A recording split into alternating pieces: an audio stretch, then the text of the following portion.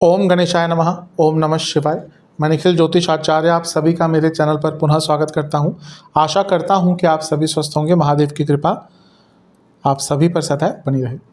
ये video mean यानी कि पाइसेस के लिए बहुत महत्वपूर्ण है, क्योंकि यह वीडियो है आने वाले हफ्ते यानी कि 8 अप्रैल से 14 अप्रैल तक के साप्ताहिक राशिफल के बारे में।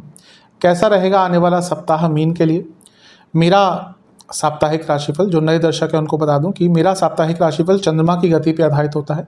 चंद्रमा एक ऐसे ग्रह हैं जो बहुत तेज़ भागते हैं और 2.25 से 2.5 दिन में राशि बदल लेते हैं। तो बहुत स्वाभाविक है कि पूरे हफ्ते में अलग अलग भावों में रहेंगे, राशियों में रहेंगे, ग्रहों के साथ युति योग और संबंध बनाएंगे। इसीलिए इस सब का क्या प्रभाव आपके जीवन पर पड़ सकता है, ये आधार मेरे साप्ताहिक राशिफल का होता है।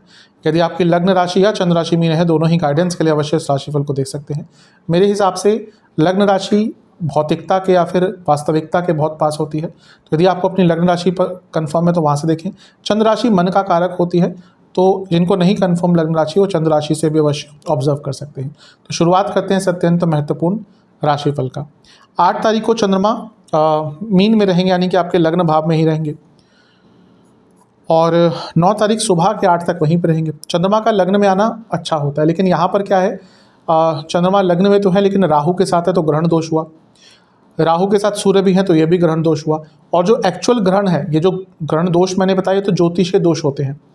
एक्चुअल जो सूर्य ग्रहण है वो भी 8 तारीख को पड़ रहा है, और ये सब कुछ कहाँ हो रहा है, आपके ग्रह आपके लग्न भाव में हो रहा है। तो आपके जीवन पर इसका बहुत ज़्यादा प्रभाव पड़ सकता है।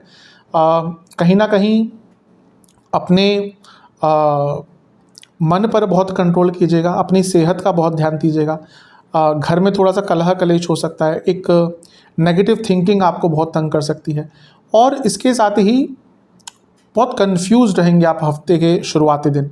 तो मैं कहूँगा कि यहाँ पे जितना शांत रह सकते हैं, अपने चित्त को, अपने मन को, अपनी आत्मा को जितना ईश्वर से जोड़ सकते हैं, उतना आपके लिए अच्छा रहेगा।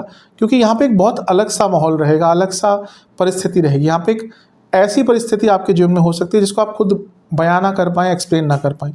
ना ही बहुत अच्छा होगा, ना ही बहुत बुरा होगा, लेकिन एक अनसर्टेनिटी बहुत रहेगी, क्योंकि ग्रहण दोष सब कुछ आपके लग्न में, अमावस्या भी है, तो सब कुछ आपके लग्न पर ही हो रहा है। ऐसा नहीं समझना चाहिए कि ग्रहण केवल बुरा ही प्रभाव देता है, नहीं। कई बार ग्रहण जीवन में बहुत बदलाव लाता है, और ये कह सकते हैं कि क्योंकि आपके लग्न में ही सब कुछ हो रहा है तो जीवन में एक सकारात्मक बदलाव भी आएगा, लेकिन वो इसके बाद आएगा। ये दिन सेंसिटिव होता है, कुछ सेंसिटिव पॉइंट्स होते हैं कुंडली में या ज्योतिष के अनुसार, ये सेंसिटिव पॉइंट है। तो मैं यही कहूँगा यहाँ पे कुछ बहुत बड़ा या बहुत अलग ना करें। नवांशा के अनुसार थोड़ा शांत रहेगा, ईश्वर में ध्यान लगाइएगा। दशांशा कार्य क्षेत्र में ट्रस्ट केवल अपने ऊपर करना है, किसी और के ऊपर नहीं करना। बिजनेस बहुत अशांत सा मन रहेगा, कुछ अलग मत कीजिएगा। लव लाइफ ओवर एक्साइटमेंट तंग करी है। वैवाहिक जीवन सब ठीक है, लेकिन मैच्योरिटी थोड़ी लानी पड़ेगी, तभी चीज़ों को हैंडल किया जा सकता है। स्टूडेंट्स बहुत व्यर्थ की चीज़ों पर ध्यान दे रहे हैं, ऊर्जा खराब कर रहे हैं। जहाँ तक सेहत की बात है, गले के रोग, पेट के रोग, कफ रोग तंग कर सकते हैं। सर्वाष्टक में लाभ स्थान बली है, तो पैसा आपको अवश्य यहाँ पे कहीं ना कहीं से प्राप्त हो सकता है बड़ी मात्रा में। 9 तारीख सुबह के 8 बजे चंद्रमा राशि बदलेंगे और आपके दूसरे घर में आ जाएंगे, और 11 तारीख सुबह के 9 तक यहीं पर रहेंगे। इस दिन बुध भी पतित हो जाएंगे और आपके लग्न भाव में गिर जाएंगे। दूसरे घर में चंद्रमा का आना अच्छा होता है। यहाँ पर लग्न के स्वामी गुरु के साथ हैं, तो जो हफ्ते के शुरुआती भाग में अनिश्चितता आई थी वो कम होगी, बहुत दूर हो जाएगी। गुरु गजकेसरी योग भी बन रहा है यहाँ पर, और शनि की दृष्टि भी है। शनि लाभेश हैं, धन स्थान में बैठे चंद्रमा को देखेंगे, मंगल के साथ बैठ के देख रहे हैं, तो पैसा आएगा। लेकिन शनि की दृष्टि विषदोष बनाती है, तो वाणी पर कंट्रोल रखिएगा। बड़ों से बात करते हुए बहुत ध्यानपूर्वक चीज़ों को हैंडल कीजिएगा, और थोड़ा सा ईगो आपकी वाणी में झलक सकता है, उस पर कंट्रोल रखिएगा। जहाँ तक नवांशा की बात है, लेजीनेस बहुत रहेगी। दशांशा कार्य क्षेत्र में बहुत बड़े बदलाव आ सकते हैं, तो उस बदलाव के अनुसार अपने आप को बदलने की कोशिश कीजिएगा। जहाँ तक बिजनेस की बात है, ठीक है, चीज़ें दोबारा लय में आ जाएंगी। जो हफ्ते का शुरुआती दिन मानसिक रूप से तंग करेगा, वो यहाँ पर बहुत हद तक चीज़ें ठीक हो जाएंगी। लव लाइफ अच्छा दिख रहा है, इवन नया रिलेशनशिप भी स्टार्ट हो सकता है। वैवाहिक जीवन में बहुत वेदनाएं दिख रही हैं, बहुत प्रॉब्लम दिख रही है, अपने आप को बहुत बंधा बंधा सा महसूस करेंगे। जहाँ तक स्टूडेंट्स की बात है, कई कार्य आपके यहाँ पर पूर्ण हो सकते हैं। सेहत के अनुसार आंखों दांतों के रोग, लिवर की प्रॉब्लम तंग करेगी। सर्वाष्टक में आपका 12वां घर अत्यंत बली है, थोड़ा सा खर्चा आपका यहाँ पे अवश्य बढ़ता हुआ दिख रहा है। 11 तारीख सुबह के 9 बजे चंद्रमा राशि बदलेंगे और आपके तीसरे भाव में प्रवेश कर जाएंगे, यानी कि वृषभ में, और 13 तारीख दिन के 1 बजे तक यहीं पर रहेंगे। चंद्रमा का तीसरे भाव में आना ठीक होता है, अच्छा होता है। यहाँ पे उच्च के भी हो जाएंगे तो जीवन में जो कुछ रुका हुआ सा था, रिसेंटली कुछ काम अटक रहे थे या अपने जीवन को एक लय नहीं प्रदान कर पा रहे थे, वो चीज़ें ठीक होंगी।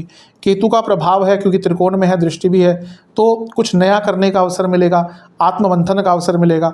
तो ये समय आपका अच्छा है। मंगल की दृष्टि भी है और मंगल एक प्रकार के योग कारक हैं, आपके धनेश हैं, लाभेश हैं, तो आपके लिए समय अच्छा है। मंगल की ऊर्जा, तीसरे घर की ऊर्जा, यानी कि कॉन्फिडेंस रहेगा, आगे बढ़ने का मौका मिलेगा, एक सकारात्मक सोच भी आपकी रहेगी। तो ये समय आपका काफ़ी अच्छा दिख रहा है, शुभ दिख रहा है। नवांशा के अनुसार कंपैरिजंस मत कीजिएगा, जैसा जीवन है ईश्वर को उसके लिए धन्यवाद कीजिएगा। जहाँ तक दशांशा की बात है, कार्य क्षेत्र में कम बोलना है, बिजनेस शांत रहना है। जैसे मैंने कहा, आत्ममंथन का समय है, कुछ नए आइडियाज़ का समय है, इन आइडियाज़ पर काम कीजिएगा। लव लाइफ इग्नोरेंस होगी, शायद आपके पार्टनर उतना ध्यान ना दें, कोई बात नहीं, कभी कभी ऐसा होता है, उनको उनका स्पेस दें अगर प्रॉब्लम दिख रही है तो। वैवाहिक जीवन थोड़ा सा अपना पर्सपेक्टिव चेंज कीजिए, कभी कभी पर्सपेक्टिव चेंज करने से प्रॉब्लम सॉल्व हो जाती है। यहाँ पर यही एक प्रॉब्लम दिख रही है कि आपका पर्सपेक्टिव गलत हो गया है। स्टूडेंट्स, ठीक है सब कुछ, लेकिन कहीं ना कहीं किसी एक्सपीरियंस व्यक्ति से, किसी बड़े व्यक्ति से बात करने की आवश्यकता है, क्योंकि मन में कई उलझनें हैं जो उलझ रही हैं और उलझते जा रही है, उनको सुलझाने का प्रयास करना है। जहाँ तक सेहत की बात है, गले के रोग तंग करेंगे, कफ रोग तंग करेंगे, पेट के रोग तंग करेंगे। सर्वाष्टक के अनुसार आपका लग्न ही अत्यंत बली है, ऐसा दिख रहा है, क्योंकि चंद्रमा तीसरे घर में, कोई बहुत अरसे से जो सोच रखा था काम कि हम ये करेंगे करेंगे लेकिन नहीं कर पा रहे थे, वो यहाँ पर पूर्ण हो सकता है। 13 तारीख दिन के 1 बजे चंद्रमा आ जाएंगे आपके चौथे घर में, सूर्य यहाँ पर आपके दूसरे घर में आ जाएंगे और सप्ताहांत तक यहीं पर रहेंगे चंद्रमा। चंद्रमा का चौथे घर में आना ठीक होता है, कारको भावनाशय दोष उत्पन्न करता है क्योंकि चौथे भाव में है। आपके क्योंकि पंचमेश है तो राजयोग बनेगा, लेकिन चंद्रमा का केमद्रुम योग पुनः स्टार्ट हो गया, तो यहाँ पर थोड़ा ध्यान दीजिएगा। घर वालों से बात करते हुए अपनी इमोशंस का ध्यान देना, अपनी माता जी की सेहत का ध्यान देना है। चंद्रमा जब बुध की राशि में होते तो कन्फ्यूज़ होते हैं, तो ये क्योंकि चंद्रमा 10वें घर को देखेंगे तो कार्य क्षेत्र में कन्फ्यूजन हो सकती है, घर में भी कुछ कन्फ्यूज सी बातें कर सकते हैं, मिसकम्युनिकेशन हो सकता है, तो इन सब चीज़ों पर बहुत ध्यान देना है। जहाँ तक नवांशा की बात है, अपने पूरे जीवन में एक हारमोनियस नेचर करके रखना है। कभी कभी हम देखते हैं कि हाँ प्रॉब्लम हो रही है, तो अपने आप अगर बैक ऑफ कर लें, चीज़ें ठीक हो सकती हैं।